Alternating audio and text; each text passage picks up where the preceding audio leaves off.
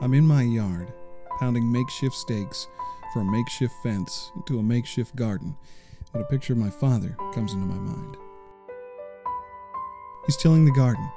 Carefully, he walks to the side of the old rear tine tiller as the old earth meets the air, soft and ready for the seeds he will plant later that afternoon. I'm about 6 or 7 in this mental image, and I don't realize how poor we are. I'm thinking about those days more and more now. I've been out of full-time employment, its benefits, my old co-workers, since February. The ground was hard and cold and covered in snow then. Now, it's soft and wet and renewed with the hopes of spring. The stakes I'm pounding are new, but the fence is most certainly not. In fact, I would say it's at least 10 years old, maybe more. I scavenged it while driving by a house in Silly Road a few weeks back. A year ago, I might not have been so bold as to knock on the door and ask, "What's the story with the fence panels?" But this is different. This year we widened the garden and added another, then another. There's more riding on these gardens now. It's a way to save money, and it's a promise to my family that we'll see through this economic storm no matter how long it lasts. I think of this as I pound the stakes for my fence.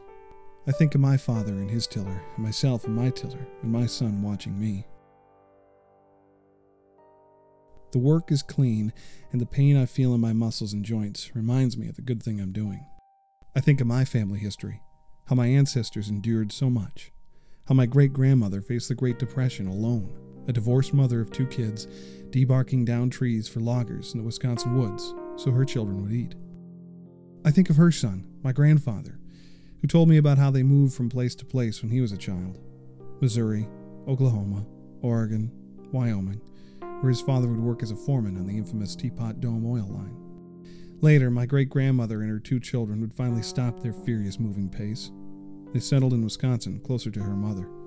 My grandfather and father, perhaps as a psychological result of this constant motion, still live in the same county, 2 miles apart. I finally figured out what my father taught me about perseverance. Adversity isn't a hurdle, it's a building block in our lives. To be a McCune is to persevere. I'm humbled by my ancestors and what they endured, and their tired old lessons won't be forgotten. They say those who forget the past are condemned to repeat it. Some of the steps I'm taking are repetitions of the steps my great-grandmother has taken, or those my father has taken. I don't see this redundancy as a curse or a condemnation, but as a way to honor them. I've heard stories of what other people are going through as we all face this economy together. Most of the stories are about situations far worse than ours. We have a house, we have some money coming in, we have our health, and now we have a beautiful garden, or 3. And for that, I'm thankful. As I pound the last stake for my crooked, rickety fence, I notice my 2-year-old staring at me in wonder. He's learning the lessons I've learned, and he's taking mental notes. Someday he'll hear about his great-grandmother. He'll hear stories about a time that will seem foreign to him, and names of people he'll never meet. We'll go over warm photographs of ancient faces. He won't know what it all means until one day, when he's standing in his own garden, with his own son, thinking about the garden his father poured his heart into during the summers of his youth. Maybe then it will dawn on him what it all means. We are all going to be okay.